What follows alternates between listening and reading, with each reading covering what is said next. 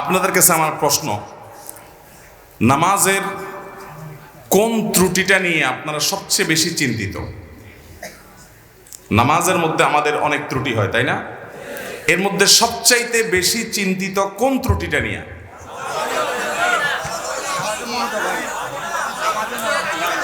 মনোযোগ হয় না, মনোযোগ থাকে না, এটা হলো সবচেয়ে বড় সমস্যা।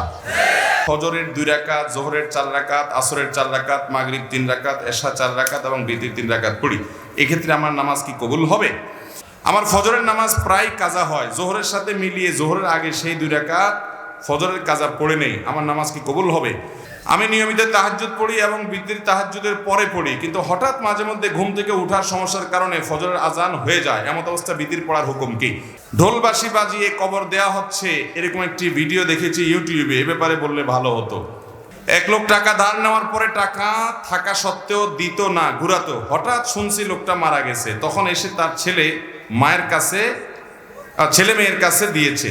এখন তাতে কি তার ঋণ পরিশোধ হবে কিনা? আমি একজন যুবক, আমার হাতে ট্যাটু আঁকা আছে। এখন আমার ইসলামিক জ্ঞান ছিল না, কিন্তু আমি এখন ট্যাটু উঠানোর জন্য চেষ্টা করছি। ট্যাটু উঠাতে খরচ আমার সাধ্যের বাহিরে। আমি এই অবস্থায় নামাজ পড়ি, নামাজ কবুল হবে কিনা? কারো যদি অনুভূত হয় সে জাদুগ্রস্ত কিংবা কালো জাদুগ্রস্ত, তাহলে ইসলামিক উপায় তা প্রতিরোধের উপায় কি? ভাইরা আমার, আপন ভাই বোন কেউ যদি গুনার কাজ করে, তাকে সেটা বলার মতো অবস্থা না থাকলে তার সাথে দূরত্ব বজায় রেখে চললে গুনাহ হবে কিনা? নবী করিম সাল্লাল্লাহু আলাইহি সাল্লাম বলেছেন, ইন্নাল্লাহা ইয়ারফা'ু বিহাদাল কিতাবি আকওয়ামা ওয়া ইয়াদা'ু বিহি আখারিন। এই কোরআন দিয়ে আল্লাহ বহু জাতিকে উন্নতির চরম শিখরে পৌঁছে দিবেন, আবার এই কোরআনের প্রতি অবমাননা, অবহেলা, অসম্মান এগুলোর কারণে বহু জাতিকে আল্লাহ তাআলা অবনতির চরম তলে হারিয়ে দিবেন। মুসলিম মিল্লাত পৃথিবীর অর্ধেক পৃথিবী তাদের পদানত হয়েছে। গোটা পৃথিবীর প্রধান পরাশক্তি ছিল মুসলমানেরা। তাদের মূল গুণ এবং বৈশিষ্ট্য ছিল তারা কোরআনে কারীমকে মাথায় তুলতে পেরেছেন, হৃদয়ে গেঁথে নিতে পেরেছেন। তারা গোটা বিশ্বকে তারা শাসন করেছেন। যেদিন থেকে মুসলমান কোরআনকে ছেড়ে দিয়েছে, সেদিন থেকে মুসলমান পিছিয়ে পড়েছে, ঠিক কিনা বলেন? অতএব আবারও যদি আমরা কোরআনকে বুকে আঁকড়ে ধরি, ইনশাআল্লাহ এই কোরআন মুসলমান জাতির হারানো ঐতিহ্যকে পুনরায় উদ্ধার করবে ইনশাআল্লাহ। অতএব কোরআন পড়বেন তো? কোরআনকে পড়বেন, কোরআন তেলাওয়াত করবেন, কোরআন শুনবেন, কোরআন অনুযায়ী আমল করবেন, কোরআন অনুযায়ী জীবনকে সাজাবেন এবং কোরআনকে সর্বস্তরে প্রতিষ্ঠিত করবেন ইনশাআল্লাহ। সবার সাধ্য অনুযায়ী চেষ্টা করব তো? আল্লাহ তাআলা আমাদের সবাইকে সে তৌফিক দান করুন। ওয়াজ শেষ, এবার প্রশ্নোত্তর। প্রশ্নোত্তর না ওয়াজ, কোনটা? আব্দুল হাই সাইফুল্লাহ চলে গেলে এরপর কিসের ওয়াজ? পুরা রাত হজর নজ হন লাগতো না? নি নজ ধরবেন নি? না নজ টজ বাদ, শুধু ওয়াজ লইব, নজ হন লাগতো না? হজর মাঠে ভরে যাবেন, যেগুন বেশি জজবাকে দেয়াইতে যেগুন ব্যাকের আগে হলাইব। আল্লাহ তাআলা আমাদেরকে কত চমৎকার কথা শুনলাম, সবগুলো অনুযায়ী আমল করার তৌফিক দান করুন। আমি গাইবান্ধাতে গত 2 দিন না 3 বা 4 দিন আগে একটা মাহফিল হয়েছে। গাইবান্ধাতে হওয়া মাহফিলে আমি বলেছিলাম 3টা মাহফিল আছে আমার নিজের, এগুলো আমার এবং আমাদের। এই যে আমাদেরকে দেখছেন আশেপাশে, আমাদের সাইফুল ইসলাম ভাই, ওনাকে কোনো মাহফিলে আপনারা সচরাচর দেখেন? পুকুরে যদি জাল মারেন, রুই মাছ উঠছে, কাতল মাছ উঠছে, আশ্চর্যের না আশ্চর্যের না? কি আশ্চর্যের? পুকুরে রুই মাছ কাতল মাছ, আশ্চর্যের কি আছে? মাহফিলের পাবলিক হুদাই আসলে জবাব দেয়। পুকুরে জাল মারছে, একটা ইলিশ মাছ উঠছে, কি বলেন? এটা আশ্চর্য না? তাহলে আপনারা তো রুই মাছের কথা আশ্চর্য করেন। যারা রুই মাছ পাওয়াকে পুকুরে আশ্চর্যজনক বলছে, তারা ঠিক বলেছে, ঠিক কিনা বলেন?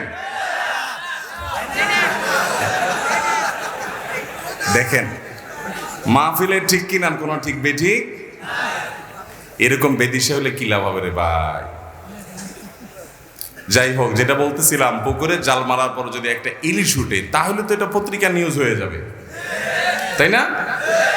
তো মাহফিলে আপনারা কারি আহমদ বিন ইউসুফকে দেখেন, আব্দুল্লাহ সাইফুল্লাহকে দেখেন, আজকাল আমাকেও দেখেন, কিন্তু হাফেজ মুফতি সাইফুল ইসলামকে আপনারা মাহফিলে খুব বেশি।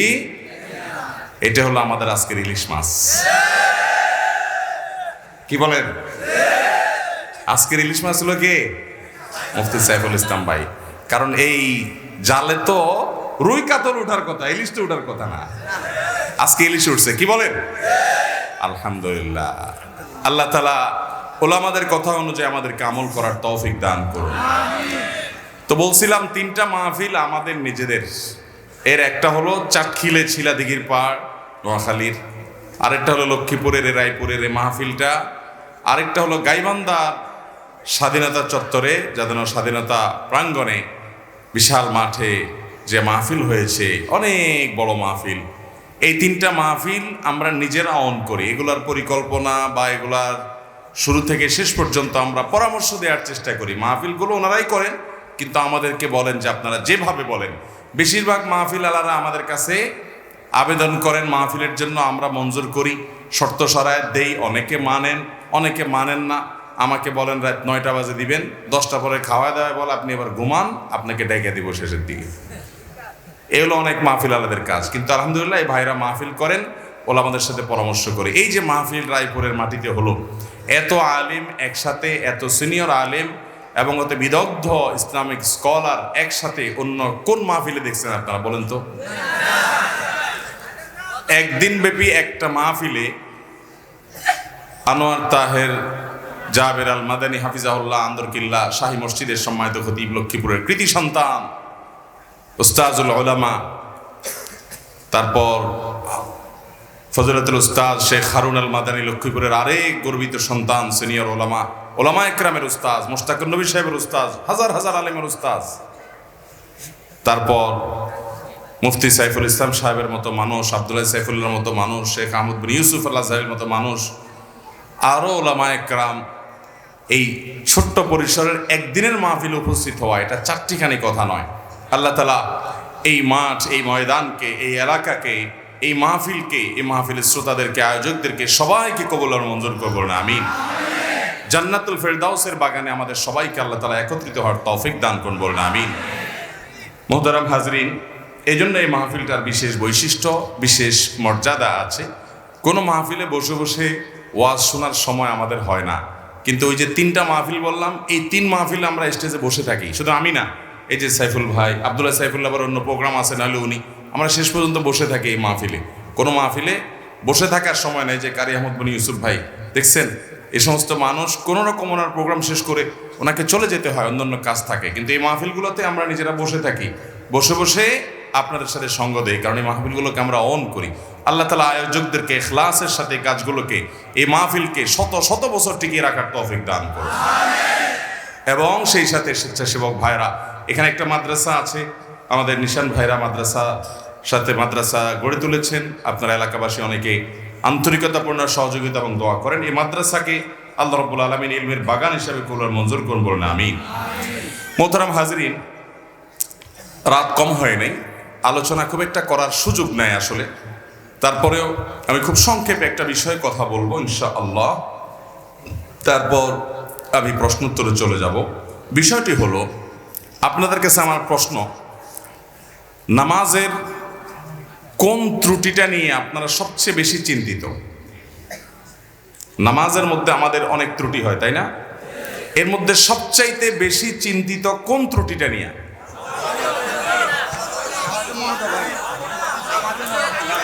মনোযোগ হয় না, মনোযোগ থাকে না, এটা হলো সবচেয়ে বড় সমস্যা। সবাই একমত? এর চেয়ে বড় কোনোটা আছে? এটাই বড় সমস্যা, তাই না? মাশাআল্লাহ আছে। আরেকজন বলছে, বলেন তো কি আছে? তাড়াহুড়া ধরে ফেলছে, মাশাআল্লাহ। দেখেন, এটা ঠিক যে একজন মুসলমানের নামাজ সুন্দর হওয়ার জন্য 2টা জিনিস লাগবে। কয়টা জিনিস? আমার সাথে বলতে হবে, কয়টা জিনিস লাগবে? 5 ওয়াক্ত সালাত আল্লাহর কাছে গ্রহণযোগ্য হওয়ার জন্য সুন্দর হওয়ার জন্য, এটা জান্নাতের চাবি হওয়ার জন্য দুইটা শর্ত, দুইটা জিনিস লাগবে।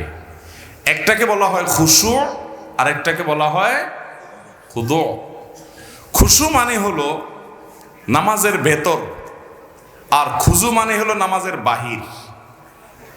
বাহির এবং ভেতর এই দুইটা যদি আপনি সুন্দর করতে পারেন ভাইরা আমার, আপনি সেই নামাজই হতে পারবেন যে নামাজের নামাজ তাকে দুনিয়ার সকল মোহ ভুলিয়ে আল্লাহমুখী করে দেয়, যে নামাজির নামাজ তাকে জান্নাত পর্যন্ত নিয়ে ছেড়ে দেয়, যেই নামাজির নামাজ তার জান্নাতের চাবির ভূমিকা অবতীর্ণ হয়, যে নামাজির নামাজ আল্লাহর সঙ্গে তার মেরাজের ব্যবস্থা করে দেয়, যে নামাজির নামাজ আল্লাহর সাথে মুনাজাত এবং কানাঘুষার তৌফিক এনে দেয়, যেই নামাজের নামাজ আল্লাহর সবচেয়ে নিকটে নিয়ে যায়, সেই নামাজি হতে হলে, সেই সালাত আদায়কারী হতে হলে, সেই মুসল্লি হতে হলে দুটি জিনিস লাগবে। একটা হলো খুশু, আরেকটা হলো খুদু। একটা হলো সালাতের বাহির, আরেকটা হলো সালাতের ভেতর। আমরা সাধারণত সালাতের ভেতর নিয়ে আলাপ আলোচনা শুনি এবং সেটার গুরুত্ব যে অপরিসীম সেটা বলাই বাহুল্য। আল্লাহ কোরআনে বলেছেন 18 নম্বর পারার সূরা মুমিনুন প্রথম সূরার প্রথম দিককার আয়াতে আল্লাহ বলেছেন قد أفلح المؤمنون الذين هم في صلاتهم خاشعون। ওই ঈমানদাররা সফল হবে ভাই, ওই ঈমানদাররা সার্থক হবে যাদের সালাতের মধ্যে খুশু বা মনোযোগ থাকবে। নামাজে মনোযোগ না থাকলে সে নামাজটা নিষ্প্রাণ নামাজ, সে বিষয়ে বলাই বাহুল্য। কিন্তু আমি অন্য বিষয়ের কথা বলতে চাই, কারণ মনোযোগ নিয়ে আমরা সবচেয়ে বেশি চিন্তিত এবং মনোযোগ নিয়ে আলোচনাও কম বেশি আমরা শুনি, কিন্তু নামাজের বাহিরটা নিয়ে খুব বেশি আলোচনা হয় না। ভেতরটা আমাদের ঠিক নাই, মনটা ঠিক থাকে না, এটা নিয়ে আমরা পেরেশান আছি, সেটা ঠিক, এবং পেরেশান থাকতে হবে, সেটাকে ঠিক করতে হবে, মনোযোগটা আল্লাহর দিকে আনতে হবে, এটা ঠিক আছে। কিন্তু নামাজের বাহির নিয়ে যে আমাদের কোনো চিন্তাই নেই, অথচ দুইটার সমন্বয়ে নামাজ সুন্দর হয়, এবং আমরা অনেকে জানিও না নামাজের বাহির সুন্দরের জন্য কি করতে হবে। মোহতারাম হাজরিন, নামাজের এই বাহিরের দিকটাকে বলা হয় খুদু, ভেতরের দিকটাকে বলা হয় খুশু, আর বাহিরের দিকটাকে বলা হয় খুদু। এই নামাজের খুজু যেটা বাহিরের দিক, এই দিকটা যদি আপনার ঠিক না হয়, ভালো করে কান খাড়া করে শুনে রাখেন, আপনার নামাজ পর্যন্ত বাতিল হতে পারে, নষ্ট হতে পারে, ফাসিদ হতে পারে, নামাজ হবে না, হবেই না আইনগতভাবে, ওই নামাজ আবার পড়া লাগবে। এরকমও হতে পারে যে বাহির ঠিক না থাকে। আপনার যদি ভেতর ঠিক না থাকে, তাহলে নামাজটা আল্লাহর দরবারে গ্রহণযোগ্যতার লেভেল পাবে না, মর্যাদা পাবে না, ঠিক। কিন্তু আইনত কাগজ কলমে আপনার নামাজ হয়ে যাবে। মনোযোগ যদি আপনার না থাকে, তাহলে নামাজ কি ভেঙে যাবে? কথা বুঝেন নাই? নামাজ ভঙ্গের কারণগুলোর ভিতরে মনোযোগ না থাকা, এরকম কিছু শুনছেন? কিন্তু নামাজে তাড়াহুড়া করার কারণে, নামাজের যে খুশুর পাশাপাশি খুজু যেটা, সে খুজু রক্ষা না করার কারণে এমনও হতে পারে যে আমার সালাত হয়ই নাই, হবেই না, আবার পড়া লাগবে, এমনও হতে পারে। কিন্তু আমরা বেশিরভাগ মুসল্লিরা এই সম্পর্কে খুব একটা আমাদের জানাশোনাও নাই, আলোচনাও নাই, সব ঘুরে ফিরে আমরা খুশুর দিকেই যাই। হ্যাঁ ঠিক, খুশু তো থাকতেই হবে, কিন্তু মনে রাখবেন, আপনি যদি খুশু 100 ভাগ ধরে রাখার চেষ্টা করেন, হয়তো 80 ভাগ, 70 ভাগ, 90 ভাগ, কেউ 50 ভাগ, কেউ হয়তো 20 ভাগ, কম বেশি এরকম আপনি খুশু ধরে রাখতে পারবেন। আপনি 100 ভাগ নামাজে মনোযোগ কখনো পরিপূর্ণভাবে ধরে রাখতে পারবেন। নামাজের মধ্যে নামাজের বাহিরের দিকে মন চলে যেতে পারে, আমাদের উচিত হলো সেটাকে সাথে সাথে ধরে নিয়ে আসা। আমাদের নবী করিম সাল্লাল্লাহু আলাইহি সাল্লাম একবার ইমামতি করছেন মসজিদে নববীতে। তিনি ইমামতি করা অবস্থাতে, আজকের মতো এত দালান কোঠালা মসজিদ তো ছিল না, ইমামতি তিনি শুরু করেছেন। সালাতের মধ্যখানে হঠাৎ একটা বাচ্চার আওয়াজ, কান্নার আওয়াজ, চিৎকার চেঁচামেচি। নবী করিম সাল্লাল্লাহু আলাইহি সাল্লামের বুঝতে বাকি থাকলো না যে কোনো বাচ্চার মা এই জামাতে পেছনে মেয়েদের কাতারে সামিল হয়েছেন, যার কারণে বাচ্চা কাঁদছে আশেপাশে কোথাও। এই বাচ্চাকে ধরার জন্য তার মা নামাজের জন্য পারছে না, সে নামাজে মাশগুল আছে।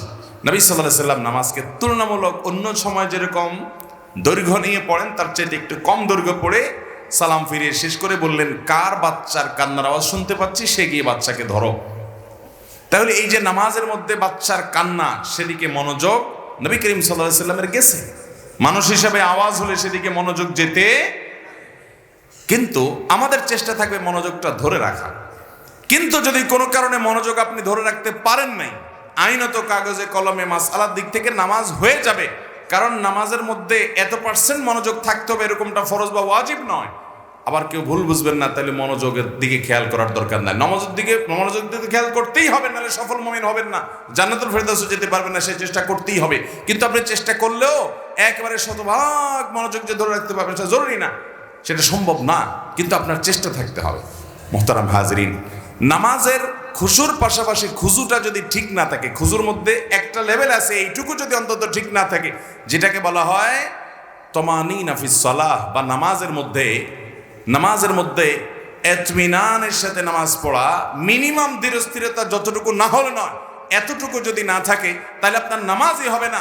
কারণ সেটা না হলে ওয়াজিব তরক হবে, অনেক ওলামাদের অনেক ইমামদের মতে ফরজ তরক হবে, যার কারণে নামাজই হবে না। মুহতারাম হাজরিন, নবী করিম সাল্লাল্লাহু আলাইহি ওয়াসাল্লাম বলেছেন, তিরমিজির হাদিস আপনারা অনেকে শুনেছেন, আউয়ালু মা ইউহাসাবু বিহিল আবদু ইয়াউমাল কিয়ামাতি, কিয়ামতের দিন বান্দার সর্বপ্রথম হিসাব নেওয়া হবে কিসের? ইবাদতের মধ্যে নামাজের হিসাব সর্বপ্রথম নেওয়া হবে, আর মানুষের পারস্পরিক লেনদেনের মধ্যে মানুষ খুনের হিসাব সর্বপ্রথম নেওয়া হবে। এই হাদিসে নবী সাল্লাল্লাহু আলাইহি ওয়াসাল্লাম বলেছেন, ফাইন সালুহাত ফাকাদ আফলাহা ওয়া আনজাহ, যদি কারণ নামাজের হিসাবটা ঠিকঠাক মতো সে দিতে পারে তাহলে সে সাকসেস হয়ে গেল, সে পার হয়ে যাবে আখিরাতে, তার আর পাকড়াও নাই, অন্য সব সহজ হয়ে যাবে যদি নামাজটা ঠিক হয়ে যায়। ওয়া ইন ফাসাদা, আর যদি নামাজের হিসাবটা গড়বড় ধরা পড়ে, ভেজাল ধরা পড়ে, ফাকাদ খাবা ওয়া খাসির, তাহলে এই ব্যক্তি আর সামনে আগাতে পারবে না, ধরা পড়ে যাবে। এই জন্য ভাইরা আমার, নামাজটা যদি কিয়ামতের ময়দানে হিসাব গ্রহণের সময় ঠিকঠাক দিতে হয়, তাহলে নামাজের এই বাহিরটার প্রতি বিশেষ মনোযোগ দিতে হবে। নবী করিম সাল্লাল্লাহু আলাইহি ওয়াসাল্লাম বুখারীর হাদিসে বলেছেন, সাল্লু কামা রাআইতুমুনি ইউসাল্লি, তোমরা আমাকে যেভাবে নামাজ পড়তে দেখেছো সেভাবে সালাত আদায় করো।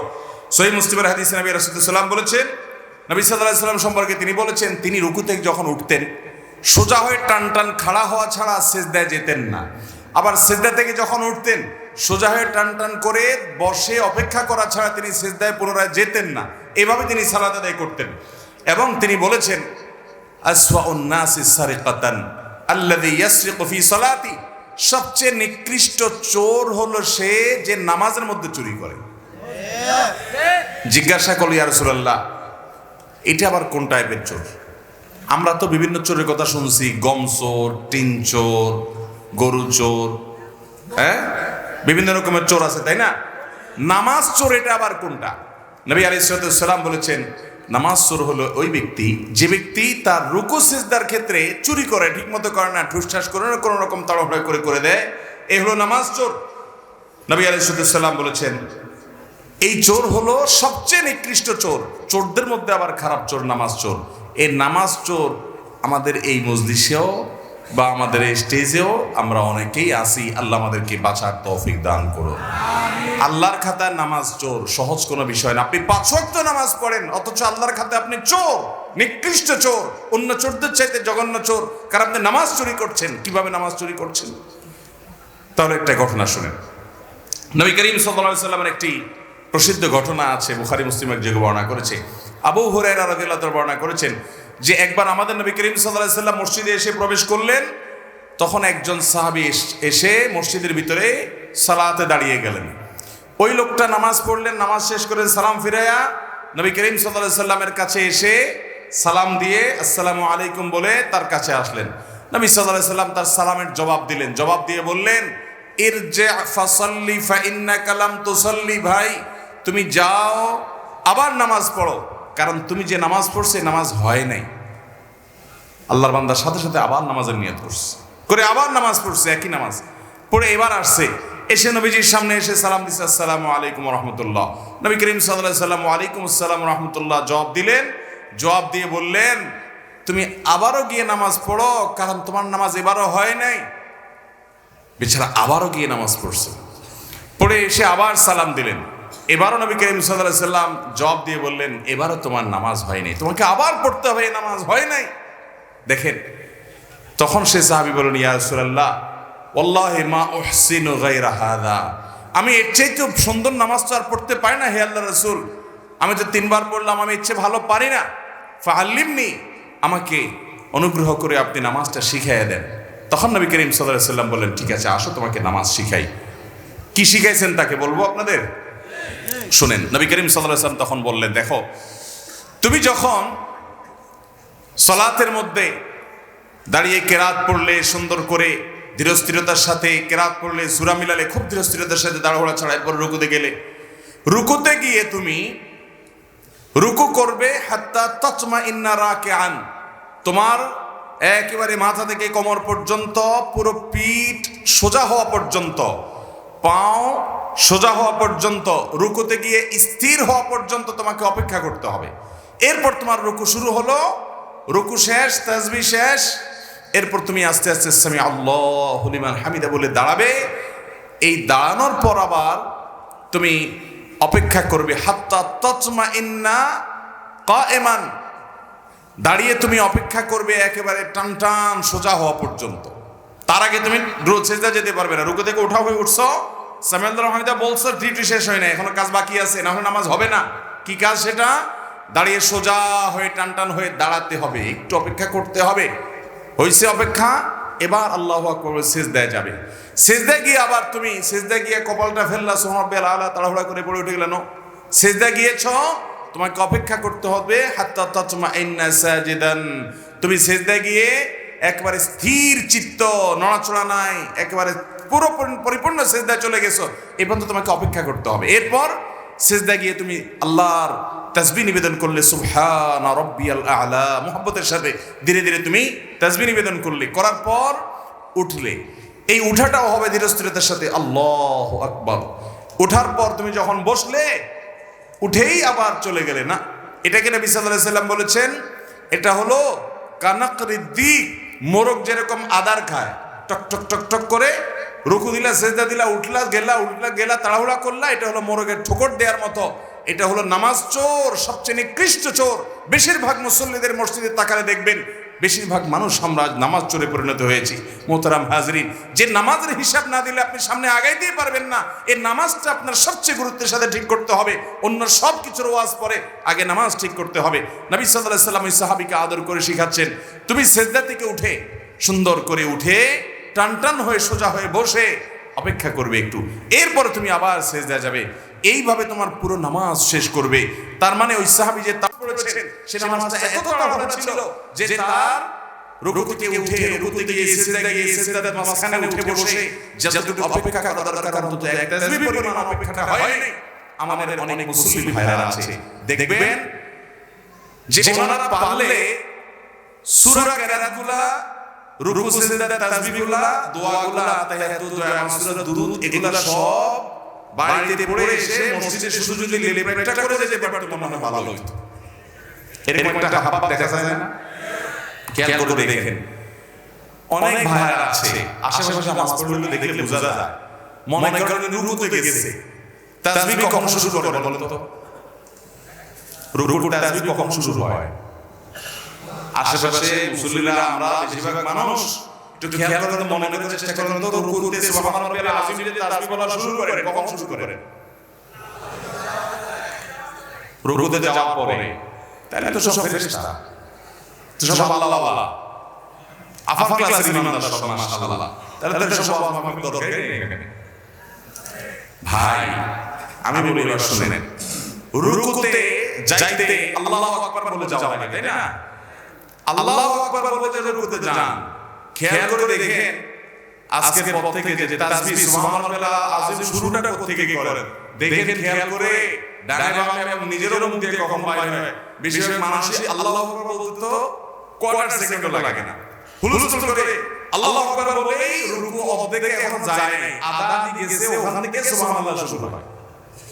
এরপরে সুবহানাল্লাহ আযীম, তৃতীয় সুবহানাল্লাহ, তৃতীয়বার শুরু করে মাথা উঠানো শুরু হয়ে যায়।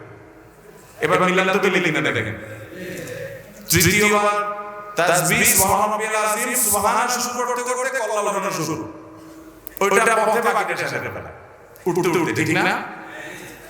এটা তো নামাজের কোনো সিস্টেম নাই। 99% মানুষ দেখবেন এভাবে নামাজ পড়ে।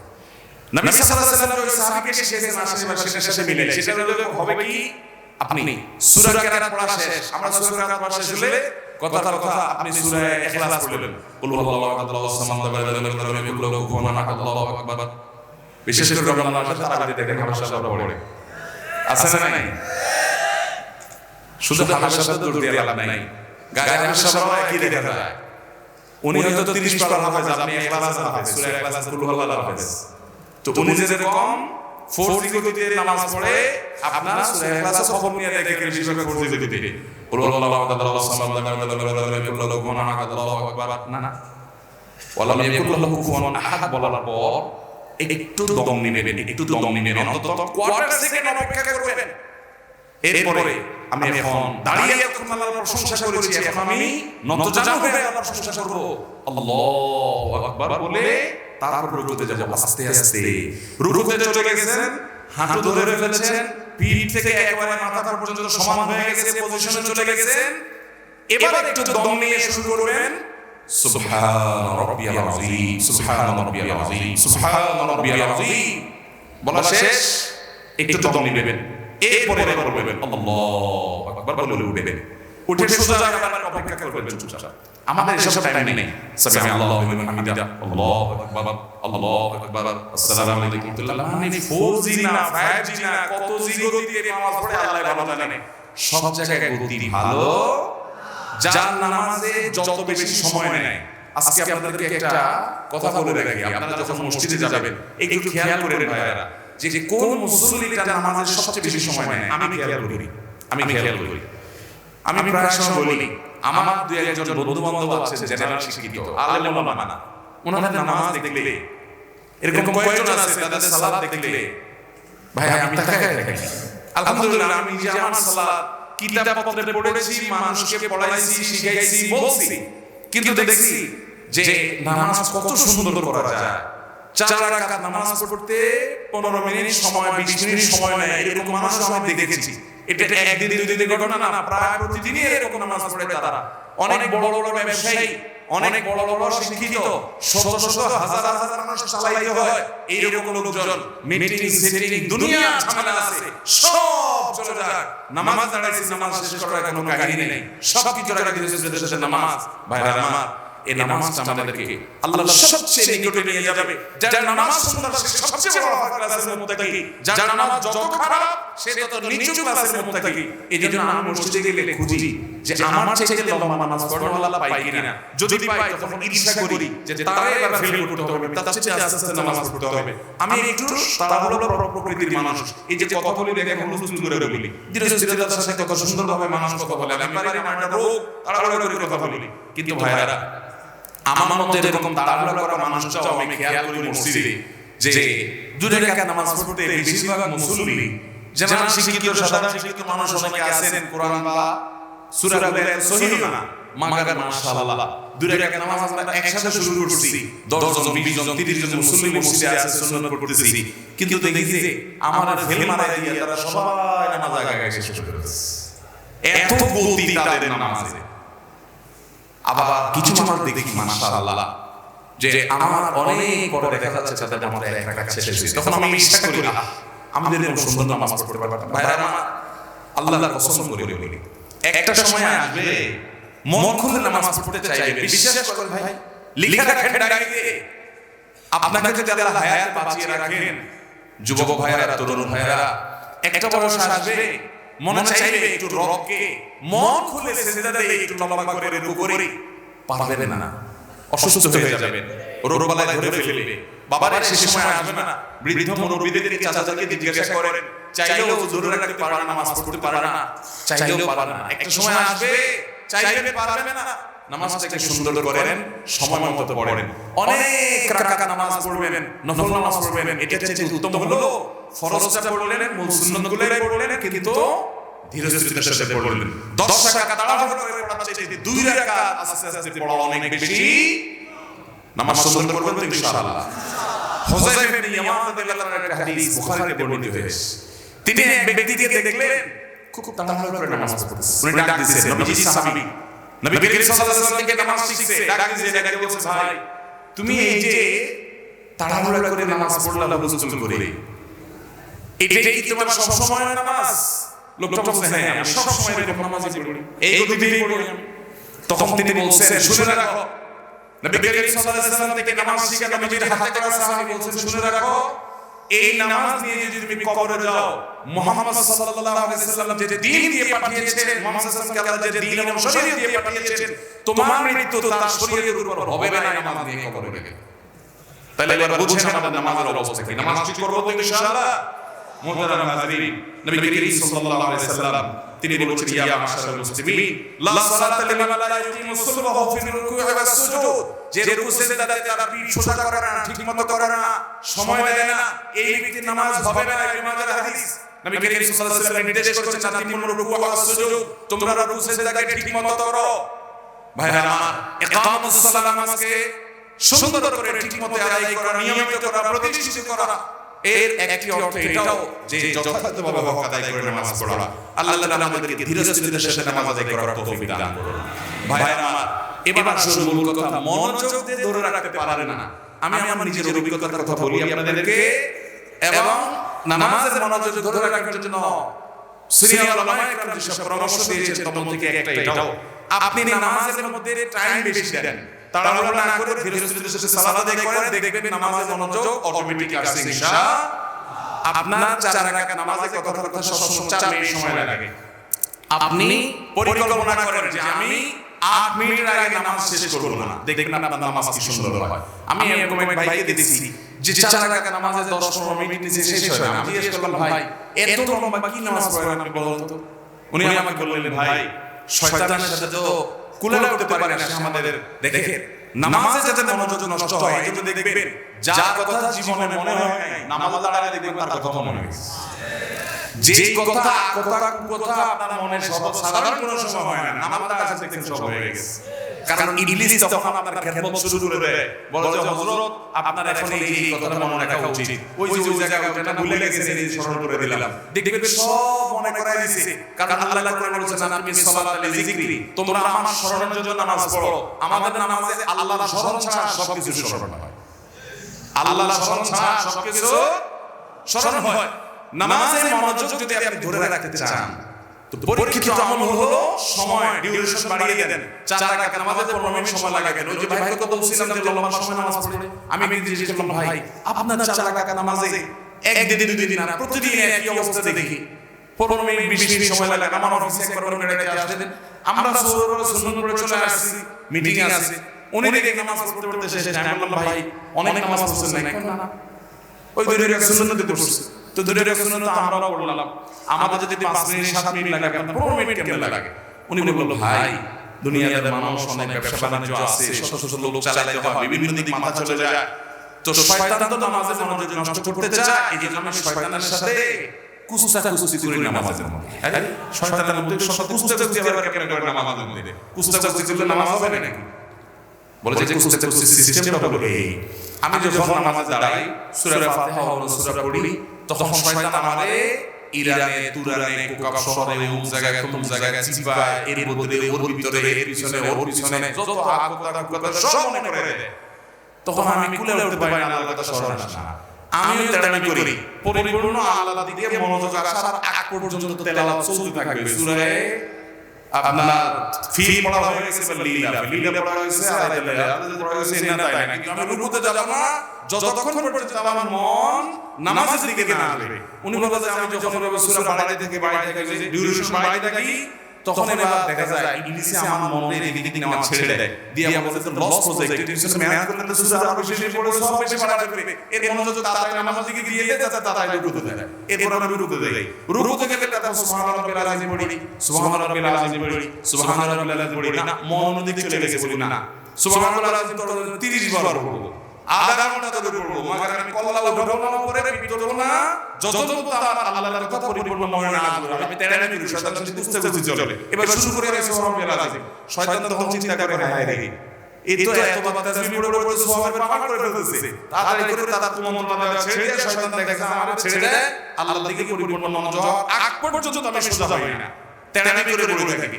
এরপর যখন সব শেষ দেখি যে না মনোযোগ আল্লাহর দিকে গেছে, নিজে স্যাটিসফাইড হওয়ার আগ পর্যন্ত আমি বিরত থাকি, এরপরে নামাজ চেষ্টা করি। এইভাবে একটা একটা করে রুকু শেষ করি। আমার অনেক সময় লাগে, কারণ পুরো নামাজে আমি লড়াই করি ইবলিসের সাথে, ওই লড়াই করতে করতে কুস্তি করতে অনেক সময় লাগে।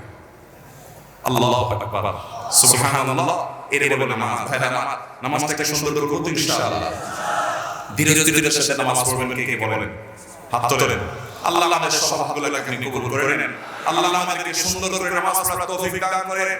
আল্লাহ আমাদেরকে নামাজ কায়েম করে বানায় দেন। আল্লাহ আমাদেরকে সহিহ সুন্নাত ভাবে খুশুর সাথে নামাজ পড়ার তৌফিক দান করেন। আল্লাহ যে নামাজ জান্নাতুল ফিরদাউস নিয়ে যাবে সেই নামাজ পড়ার তৌফিক দান করেন। আদামান জাযাকুমুল্লাহু খায়রা ওয়া আখিরু দাওয়ানা আলহামদুলিল্লাহি রাব্বিল আলামিন। সবাই নিয়ে করছি তো ইনশাআল্লাহ? সবাই নিয়ে করছি তো? নামাজে মনোযোগ দিয়ে পড়বেন তো ইনশাআল্লাহ? এবং মনোযোগ ধরে রাখার জন্য ধীর স্থিরতার সাথে আস্তে আস্তে নামাজ পড়ার কোনো বিকল্প তুফান মিলিমার কাছে নামাজ পড়বেন। আখিরাতে যে দেখবেন কেমন দেখবেন সব বাতিল ফাজালু হাবান মানসুরা। দেখবেন যে কোনো নামাজ কবুল হয়নি।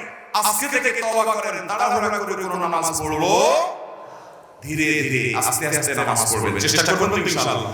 আমি নিজের সাথে লড়াই করি সব সময় যে নামাজের জন্য তাড়াহুড়া না হয়। আল্লাহ আমাদের সবাইকে সংশোধন করার তৌফিক দান করুন। ভাইরা আমার প্রশ্ন, ফজরের 2 রাকাত, যোহরের 4 রাকাত, আসরের 4 রাকাত, মাগরিব 3 রাকাত, এশা 4 রাকাত এবং বিতির 3 রাকাত পড়ি, এক্ষেত্রে আমার নামাজ কি কবুল হবে?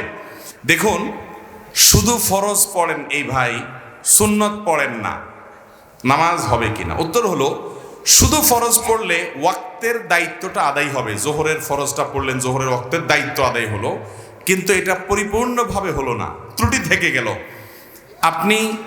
আপনি তরকারি খাইতে চাইলেন, তাহলে আপনার তরকারি খাইতে হলে সবজি লাগবে কাঁচা, পানি লাগবে, তেল লাগবে, পেঁয়াজ লাগবে, মরিচ লাগবে, লবণ লাগবে, ইত্যাদি ইত্যাদি লাগবে। এখন আপনি পানির মধ্যে কাঁচা সবজি সিদ্ধ করে রান্না করে নিয়ে আসলেন, লবণ, তেল, হলুদ কিছুই দিলেন না, তাহলে এটাকেও সবজি বলা যায়, কিন্তু এই সবজি কেউ খাবে না, আপনিও খাবেন না, ঠিক না ঠিক? 5 ওয়াক্ত ফরজ নামাজ এটা পূর্ণতা পাওয়ার জন্য এর আগে পরে যে সুন্নত নামাজগুলো আছে সেগুলো হলো এরকম। এগুলো ছাড়া ওই নামাজটা হয়ে যাবে, ফরজ আদায় হয়ে যাবে, ওয়াক্তের ফরজ আদায় হয়ে যাবে আলহামদুলিল্লাহ, মাগার আপনার নামাজটা পরিপূর্ণ হলো না। মনে রাখবেন, সুন্নত নামাজগুলো কেন? এই যে 5 ওয়াক্ত নামাজের ফজরের আগে 2 রাকাত সুন্নত আছে, যোহরের আগে 4 রাকাত, পরে 2 রাকাত আছে, মাগরিবের পরে 2 রাকাত আছে, এশার পরে 2 রাকাত আছে। এই যে সুন্নত নামাজগুলো আছে, এগুলো কেন জানেন? এগুলোর অন্যতম উদ্দেশ্য হলো যাতে করে মূল নামাজটা আমাদের সুন্দরভাবে হয়, তার জন্য প্রস্তুতি। আগেরগুলো হলো প্রস্তুতিমূলক আর পরেরগুলো হলো পরিপূরক। সুন্নত আগেরগুলা প্রস্তুতিমূলক, পরেরগুলাকে বলতে পারেন পরিপূরক, আর সবগুলাকেই অন্য অর্থে পরিপূরক বলতে পারেন। পরিপূরক মানে কি? ধরুন আপনি কোনো একটা সরকারি অফিসে খুব গুরুত্বপূর্ণ একটা কাজে যাচ্ছেন, এনআইডি কার্ডের ফটোকপি লাগবে, জন্ম নিবন্ধনের ফটোকপি লাগবে, খুব জরুরি একটা কাজ, আপনার বিদেশ যাওয়ার মতো ব্যাপার, ভিসার মতো ব্যাপার। আপনি ফটোকপি নিয়ে যখন যাবেন, ফটোকপি সাধারণত এনআইডি কার্ডের ফটোকপি যদি একটা লাগে, আপনি কয়টা নিয়ে যাবেন? একটাই নিবেন না 2-4টা নিবেন? বুদ্ধিমান মানুষ হলে 2-4টা সাথে নিয়ে যাবে। কেন? একটা যদি হারায় যায়, কোনো কারণে মিস হয়ে যায়, যাতে করে আমার কাজটা হয়ে যায়, হাতে রাখবে, এটা সে নিয়ে যাবে। ঠিক একইভাবে ভাইরা আমার, আপনি যখন 5 ওয়াক্ত নামাজের ফরজ নামাজ পড়বেন, কিয়ামতের ময়দানে যাবেন, আল্লাহ তাআলার কাছে দেখা গেল কোন একটা নামাজে ভেজাল ধরা পড়ছে, বাতিল হয়ে গেছে, তখন ওই সুন্নত বা নফল, অতিরিক্ত নফল নামাজ যে পড়বেন, এগুলো দিয়ে আল্লাহ তাআলা ফরজের ঘাটতি পূরণ করবেন। সেই সাথে আপনি আগে যখন সুন্নত পড়বেন, তখন মূল ফরজটা পড়তে আপনার সুবিধা হবে, মনোযোগ থাকবে। নবী করিম সাল্লাল্লাহু আলাইহি সাল্লাম ফরজ নামাজের আগে পরে সুন্নত নামাজগুলো কখনো ছাড়তেন না, নিয়মিত পড়তেন। আপনি কিভাবে নিয়মিত ছাড়েন? একবার যোহরের আগে 4 রাকাত ছুটে গেছে, তিনি পড়তে পারেন নাই মেহমান আসার কারণে, এগুলো পরে তিনি পড়ে দিয়েছেন, এরকম গুরুত্ব দিতেন। হ্যাঁ, আপনার কখনো কোনো কারণে এমন পরিবেশ হয়ে গেছে, সুন্নত পড়ার কোনো সুযোগই পাইলেন না আপনি, অসুবিধা নাই, মাঝে মধ্যে হঠাৎ কালে ভদ্রে বাদ গেছে, অসুবিধা নেই, কিন্তু নিয়মিত এরকম করলে সেটা আপনার মূল সালাতের যে প্রোফাইল আল্লাহর কাছে থাকবে, সে ফাইলটা কিছুটা হলেও ত্রুটিপূর্ণ থাকবে। এটা সুন্নত, সাধারণ সুন্নত, সুন্নতে মুআক্কাদা। আমার ফজরের নামাজ প্রায় কাজা হয়, যোহরের সাথে মিলিয়ে যোহরের আগে সেই 2 রাকাত ফজরের কাজা পড়ে নেই, আমার নামাজ কি কবুল হবে? এই পাবলিক অনেকেই আছে, ফজরের নামাজ জামাতের সাথে মসজিদে গিয়ে আদায় করার মতো মুসল্লি, মুসলমানের সংখ্যা সমাজে অনেক না বেশি? সবচেয়ে কম মুসল্লি হয় কোন নামাজে? কারণ ইবলিস জানে এই নামাজটায় হাজির হলে অনেক বেশি ফজিলত পেয়ে যাবে। জোহরের নামাজের চাইতে এই নামাজে হাজির হওয়ার গুরুত্ব বেশি, মাগরিবে এশায় হাজির হওয়ার চাইতে ফজরে হাজির হওয়ার গুরুত্ব বেশি। এটা মাসআলা আপনি না জানলে কি হয়েছে, আপনার সাথে থাকা ইবলিস জানে। এই জন্য ইবলিসে বড় রাতে আপনার ঠ্যাং টিপা শুরু করে। দেখবেন রাত 12টা 1টা 2টা পর্যন্ত ঘুম আসে না, ফেসবুক টিপতেছেন, ইউটিউব টিপতেছেন, মোবাইলে মুনাজাত ধরতেছেন, শয়তানের জিকির আজকার করতেছেন, এগুলো করতে করতে 12টা 1টা পর্যন্ত আপনার ঘুম আসে না।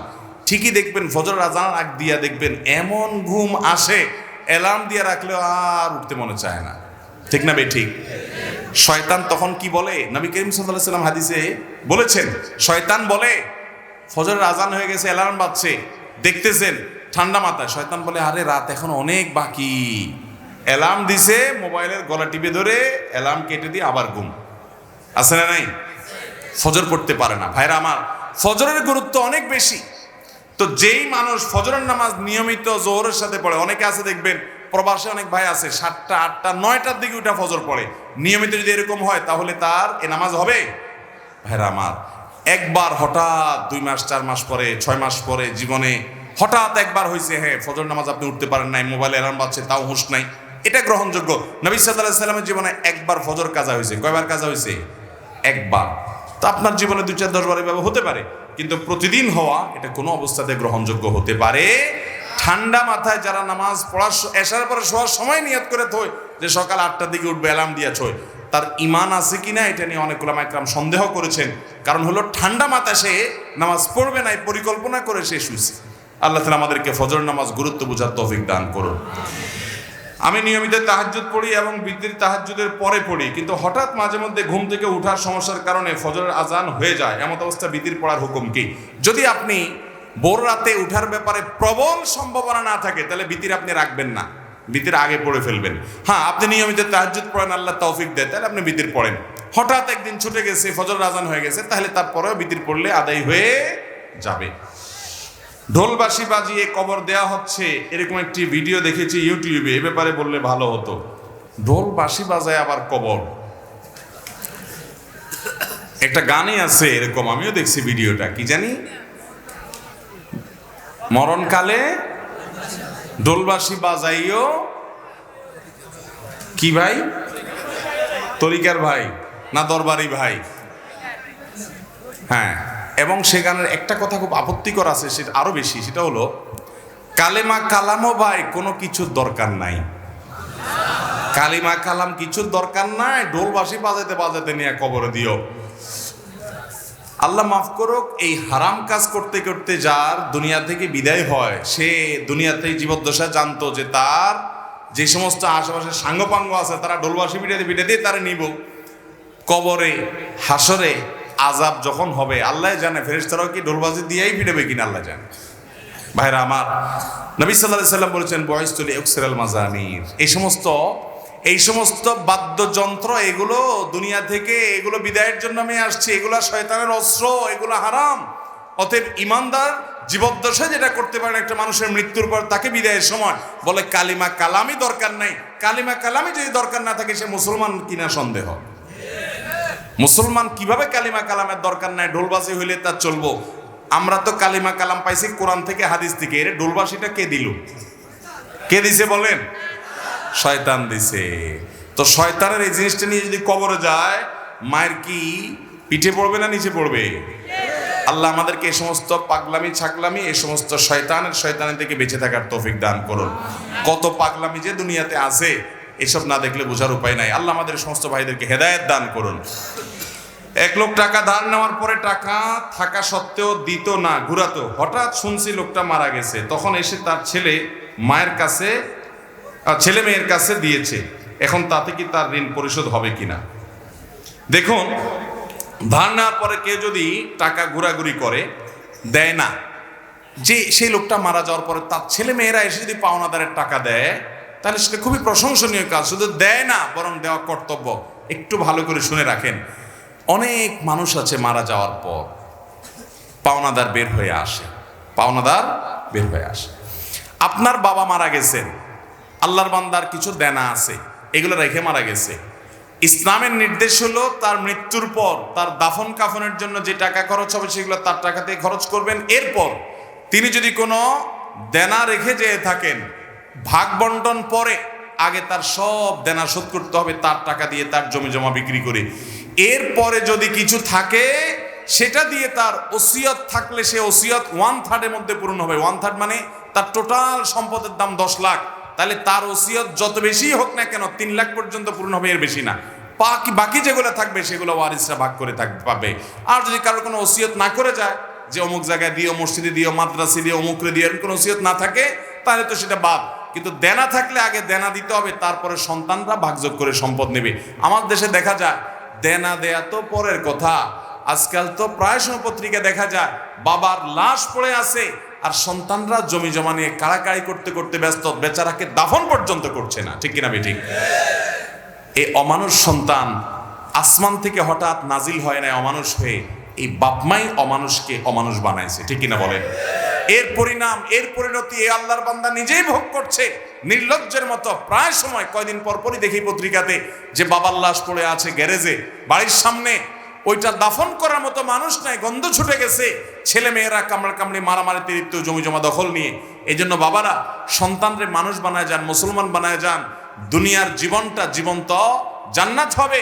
আর না হলে আপনার এই কাজের প্রায়শ্চিত্ত আপনাকে ভোগ করতে হবে। শুধু ওকে দুনিয়া শিখাইলেন, আখেরাত শিখান নাই, আপনি আফসোস করে কুল পাবেন না। পৃথিবীতে যেখানে মুসলমান আছে, মুসলমানের আধিক্য আছে, সেখানে দেখবেন কোনো বৃদ্ধাশ্রম নেই, বৃদ্ধাশ্রমের দরকার নাই।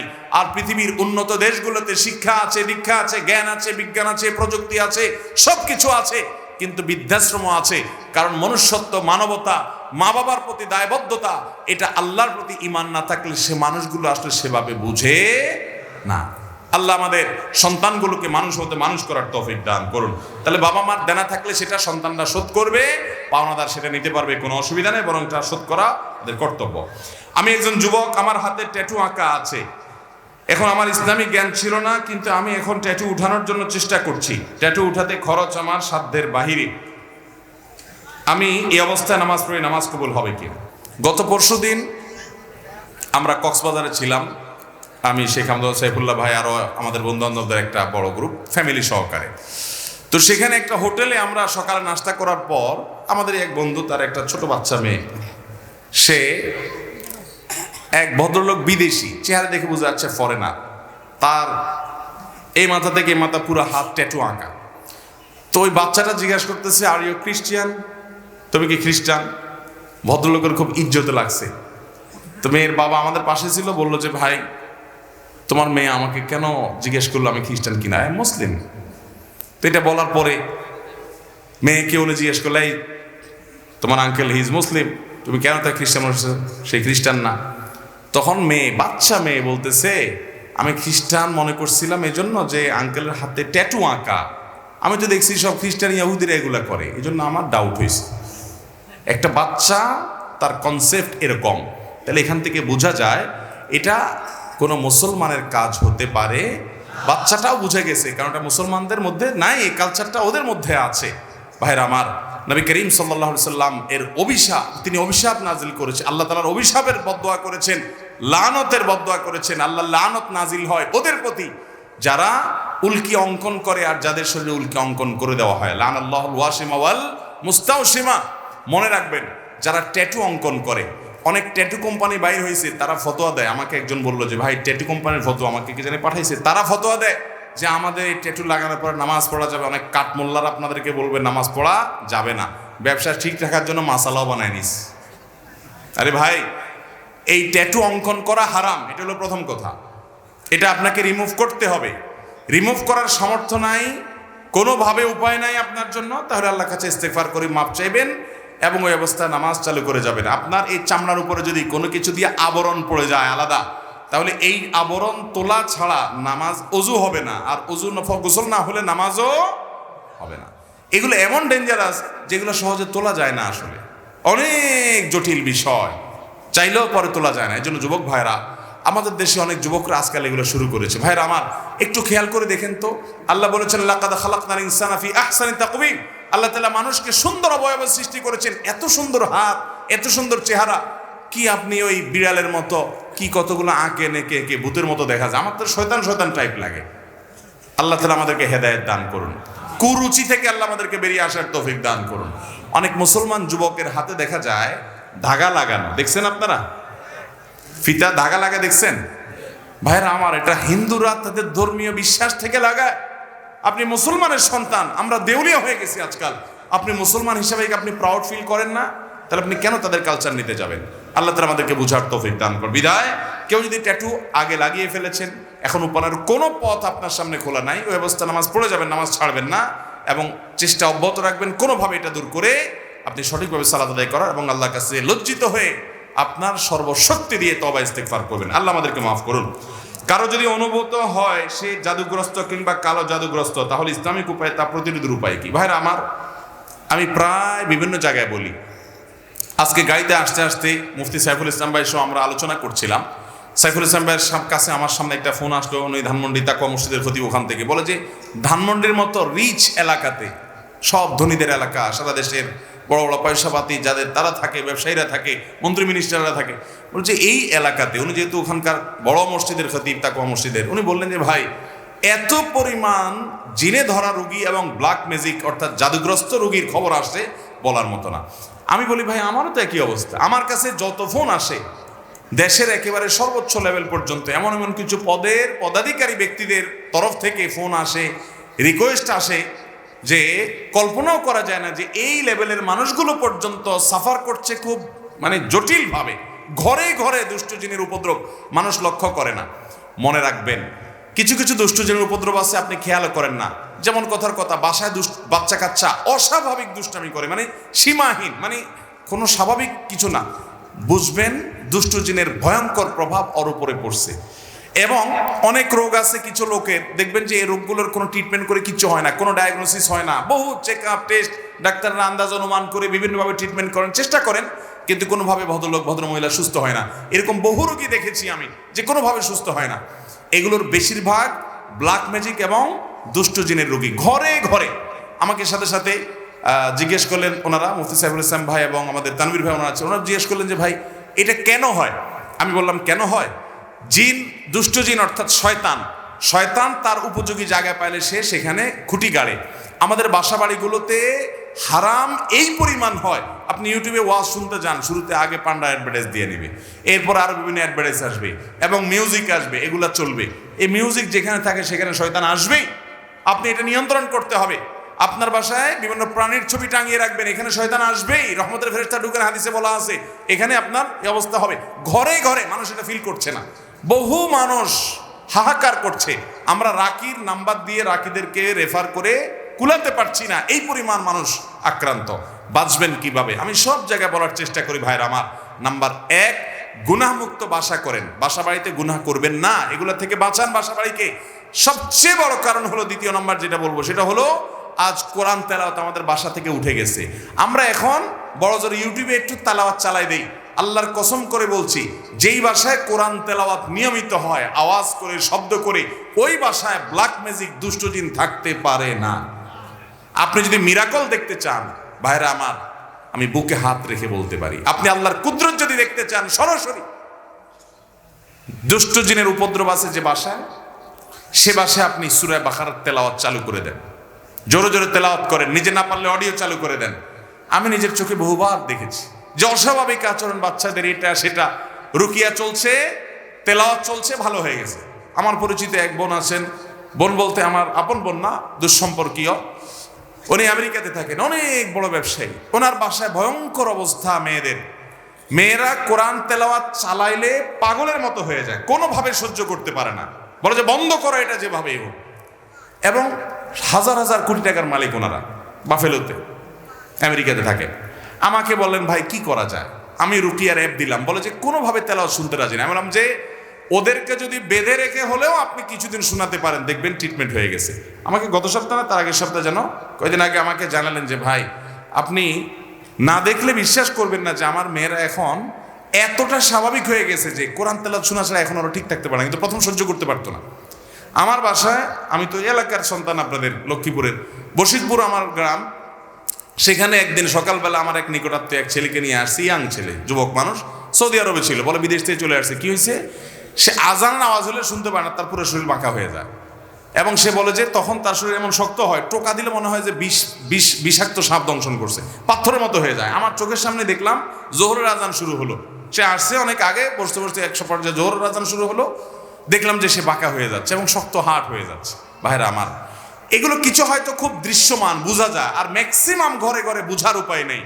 এটার মূল ট্রিটমেন্ট হলো কোরআনে কারিমের তেলাওয়াত। আজ মুসলমানের ঘরে কোরআন তেলাওয়াত, মুসলমানের যুবকরা আজ গান শুনে, আজ ঘরে ঘরে মহিলাদের মোবাইলে হারাম জিনিস দেখে, পর্ন ভিডিও এত পরিমাণ দেখে যুবকরা, এমন একজন যুবক পাওয়া হাজার হাজার যুবকের মধ্যে কঠিন হয়ে গেছে, যেই যুবক বুকে হাত দিয়ে দাঁড়িয়ে বলতে পারবে এই 2 চোখ জীবনে কোনোদিন কোনো নোংরা ভিডিও দেখে নাই আলহামদুলিল্লাহ। এরকম যুবক পাওয়া যায় না ভাইরা।